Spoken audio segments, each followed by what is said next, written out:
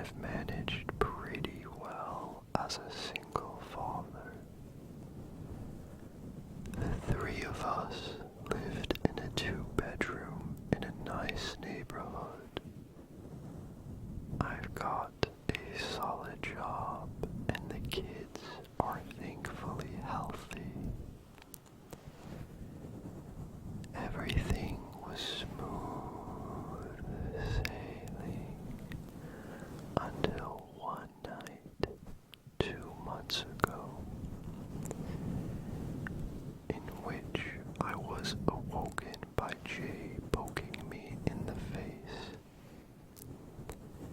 He was sobbing violently, though I recognized it as the "I'm afraid" kind of crying, as opposed to the "I'm hurt" kind of crying, which made me less worried. Jay has always been nightmare prone, so I assumed that's what was causing him distress. When I asked what was wrong, though, he said, "The man in the next house is making scary faces at me." I'd heard my fair share of Jay's stories about monsters, terrorizing him from the dark corners of his bedroom. But this was something new. I assumed he meant our neighbor's house and the lack of fantastical elements in his description made me uneasy. It felt too specific to be one of his usual nightmares. I got out of bed and walked with Jay in tow to my kid's room. Alicia was awake in the top bunk. From the soft glow of their nightlight, I could see her crossing her arms and scowling down at her little brother. I didn't turn on any lights to give myself a better view of the outdoors and peered out the bedroom window. Their window had curtains on it, but for once they hadn't been drawn all the way, and there was a small opening between them through which Jay must have looked out. One side of the neighbor's house, the one to our left from the street, was visible from Alicia and Jay's room. There were 2 windows on the neighbor's side of the house, but it was too dark inside to see anything. I recalled from what I'd seen in the daylight that the window on the left, the one closest to the front of the house, was the kitchen. I wasn't sure what the window on the right was, as it always had its curtains down. I asked Alicia if she'd seen anything, and she shook her head. "He's always having nightmares and crying. I don't want to share a room with him anymore, Dad. I never get any sleep. It's not fair." Of course, hearing that made Jay start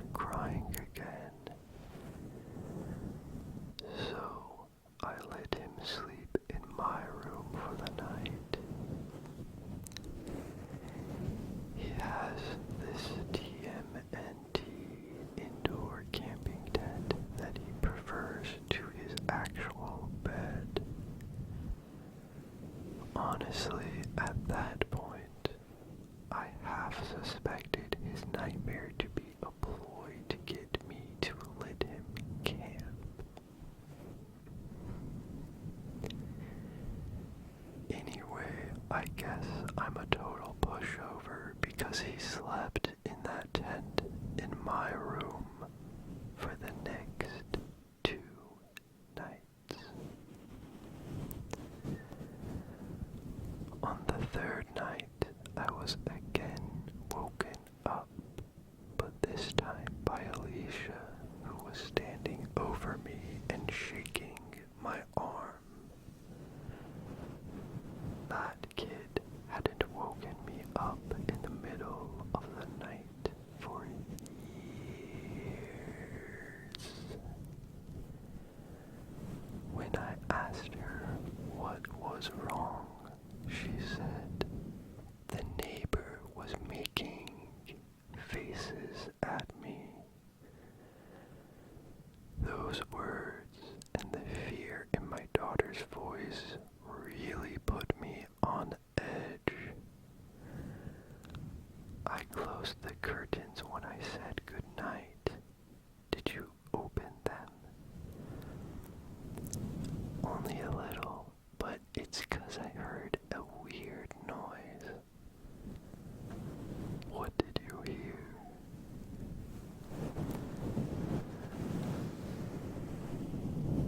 Alicia couldn't recall exactly.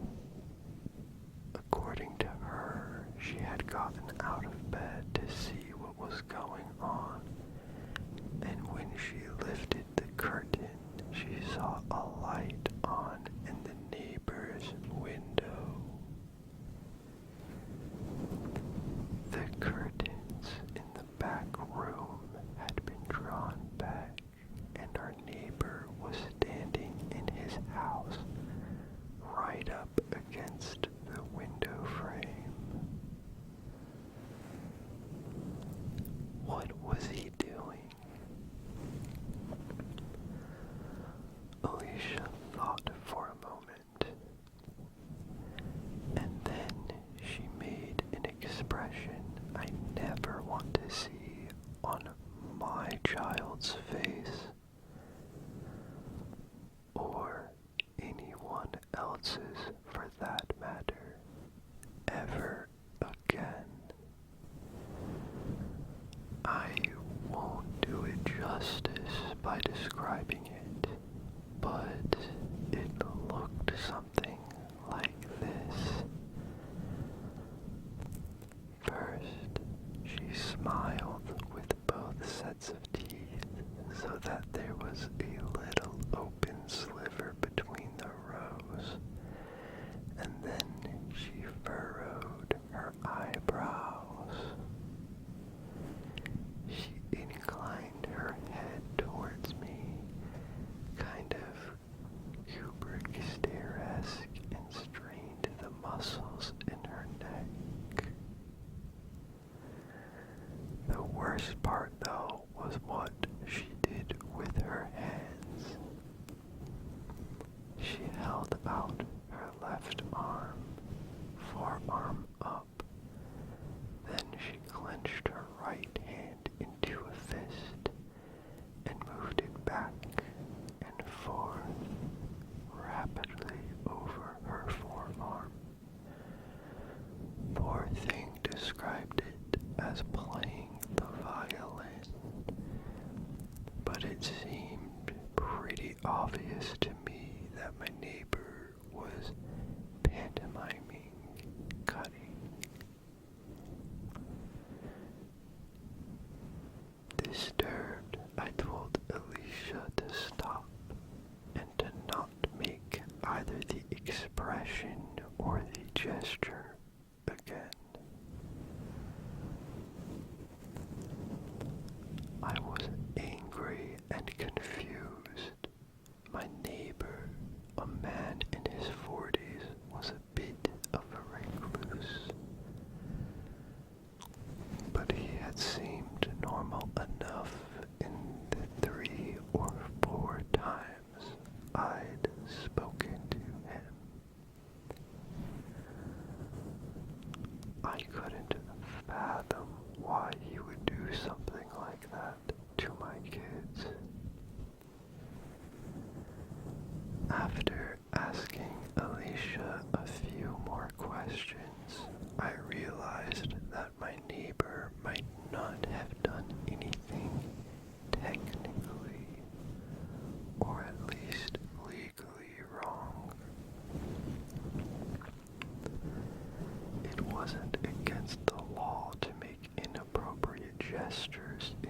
own home.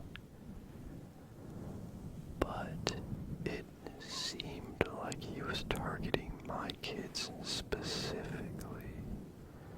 Legal or not, I planned to have a little chat with him the following morning.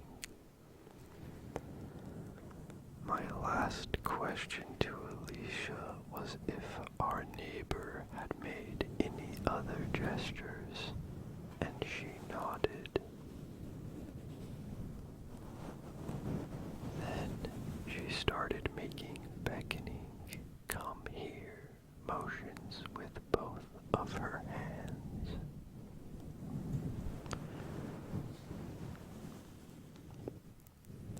I had Alicia sleep in my room for the night as well. I also checked out the window in my kid's room, but like before, I saw nothing. The house was completely dark.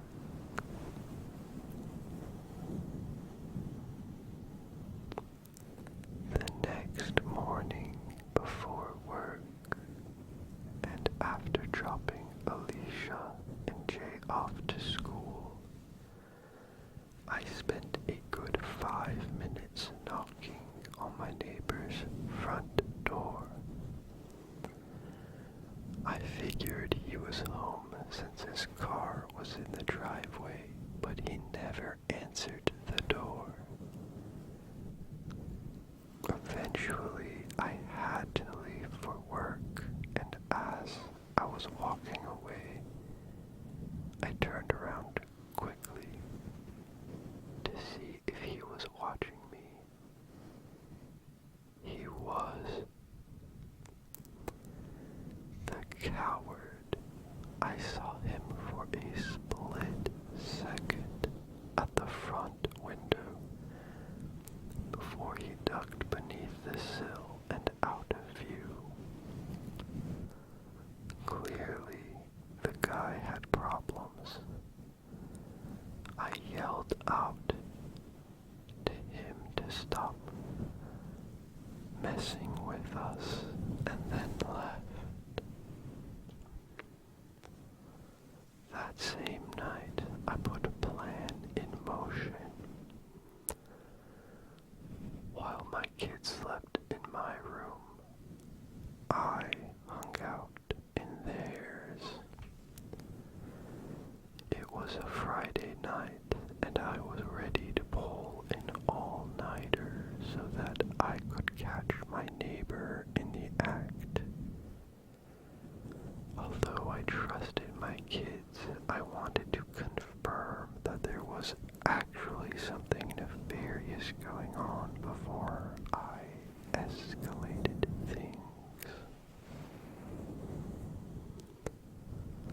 I made sure the house was locked up and all the curtains drawn, tucked my kids in, and sat on the floor under the window in their room at around 9.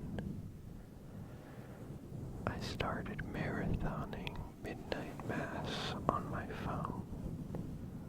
I didn't want to wear headphones and miss any strange sounds, so I kept the volume low and mostly read subtitles. At midnight, I started to hear strange sounds. Like Alicia said, it's a bit hard to describe. Best I can do is that it was this low, repeated, clicking sound. You know, the sound you make to beckon a horse. It was something like that. All I knew is that the sound was undoubtedly coming from a person.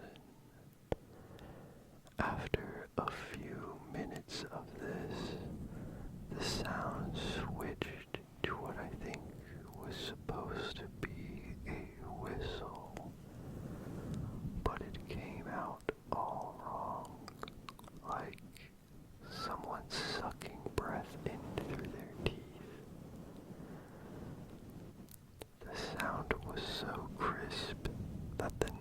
neighbor's window must have been open, which is an unsettling thought, given that there was only around 15 feet of space between our houses.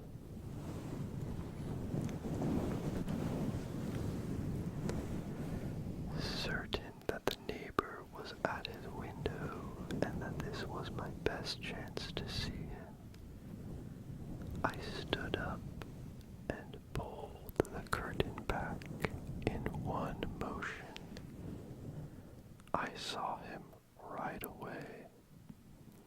There was a dim light on his room, allowing me to see that horrible expression Alicia had made the night prior. It was one thing to see my child's recreation, but it was far more frightening on an adult. His window was indeed open, and his arms were stuck out into the cold night, violently swiping against each other in a grotesque mimicry of self-harm.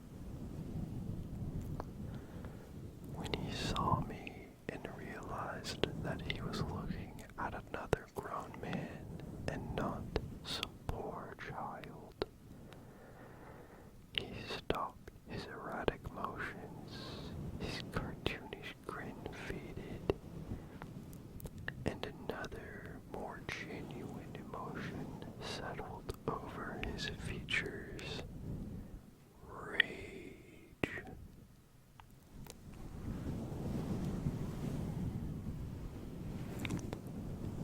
The man grabbed the window and slammed it shut, then closed the curtains with the same forcefulness. I let my own curtain fall. I was a little shell-shocked, I think. Of course, I was perturbed by the sight of the man, by his face and his movement, and the fact that he'd been doing that for who knows how many nights now in an attempt to frighten my kids. However, another detail stuck out as even more concerning to me, which was the fact that I genuinely wasn't sure if the man I had just seen was my neighbor. I'd seen him so few times in the years I'd lived in that house, and I was having trouble conjuring up his face. I sat on the floor for a minute, my blood thundering in my ears. I definitely had enough evidence at that point to call the cops, right? Just as I was to pull out my phone, I heard a tremendous smack against the glass of the bedroom window. After a brief hesitation, I pulled the curtain back again. There were no lights on in the neighbor's house, and there was also no one outside from what I could see. I pulled the curtains back a little further and saw a handprint in the top corner of the window pane. It's worth noting that our house is on a raised foundation, and that particular window is very tall. So even though the window is on the first floor, the man outside would have needed an insane vertical to get his hand up there. I pulled out my phone and dialed 911. As I explained the situation to them, I quickly walked around the house to see if I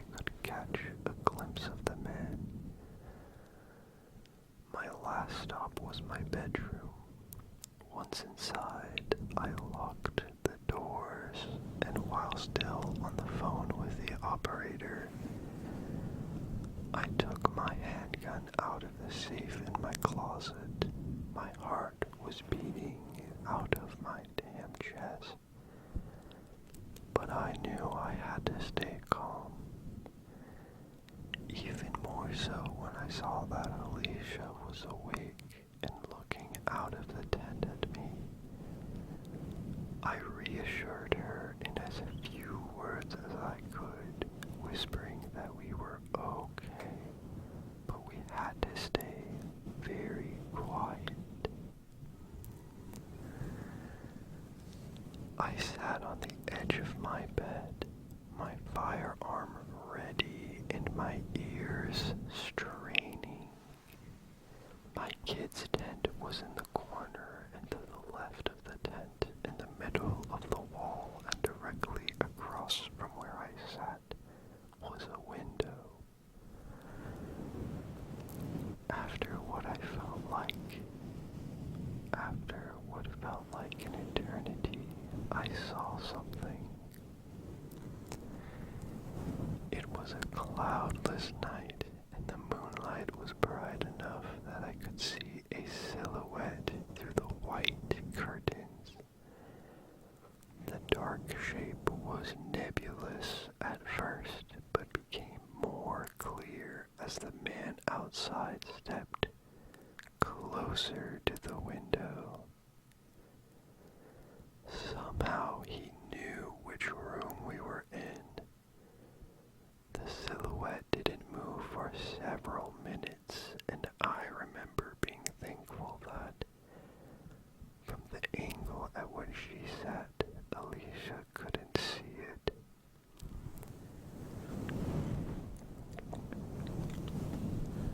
Then something happened that I couldn't entirely wrap my head around. The man stepped back from the glass and raised his arms, making a Y shape with his body and his limbs. Only his arms were far too long. They seemed to be double the length that they should have been. Each arm about the same length as his entire body. I thought at first that he was holding something, maybe two pipes that just appeared to be an extension of his limbs. But I could clearly see two hands at the end of the extremities. I could see 5 fingers on each hand, flopping around slightly as the man brought his arms closer to the window. Thud, thud, thud.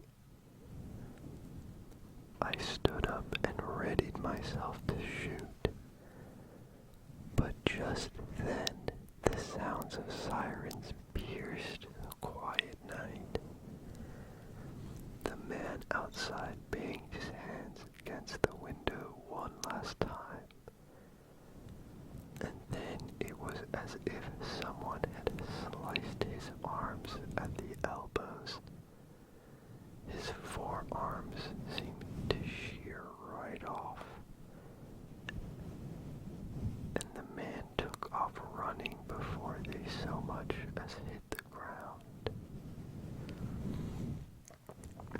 When the police officers announced themselves, I answered the door and explained the situation to them. 2 officers, a man and a woman, asked me a few questions about my neighbor, which I assume was necessary to establish probable cause for a search. Once finished, they told me to stay inside with the doors locked while they investigated the neighbor's house. I watched them through the window of Alicia and Jay's room. They knocked on the neighbor's door, and when answered. They tried the front door handle. I watched the unlocked door swing open.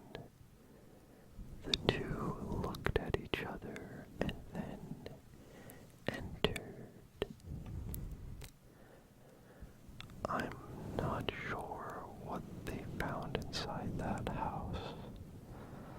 All I know is that when they emerged a few moments later, they both looked very disturbed.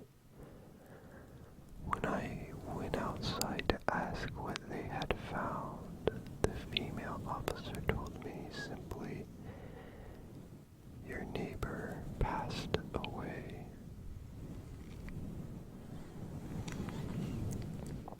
The rest of the night was a blur of strangers in uniforms filing in and out of my neighbor's home.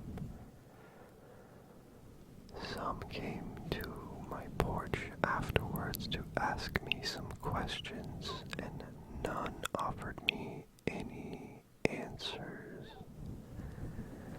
They moved with tight-lipped efficiency, their faces guarded, their words clipped.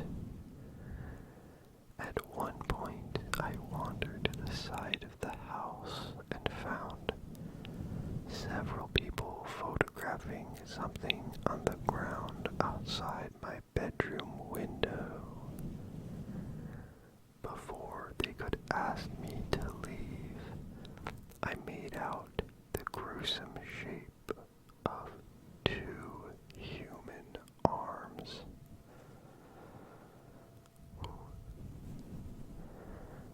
The kids and I have been staying in my parents' apartment for months, and I think everyone, even Jay, is getting tired of the cramped living situation. We can't stay in the house. Alicia is way too traumatized for that, and I wouldn't be comfortable staying there while the murderer is still at large anyway. I want to sell the damn house, but our story going semi-viral is making that difficult.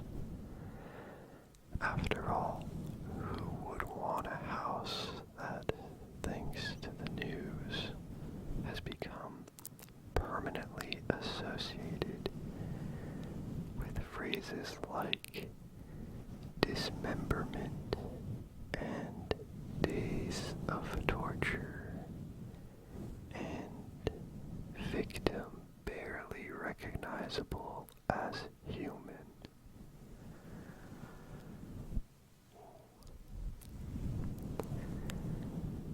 Chilling.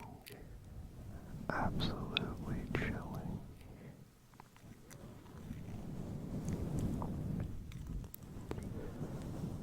That's the end of this gruesome story. I hope you liked it.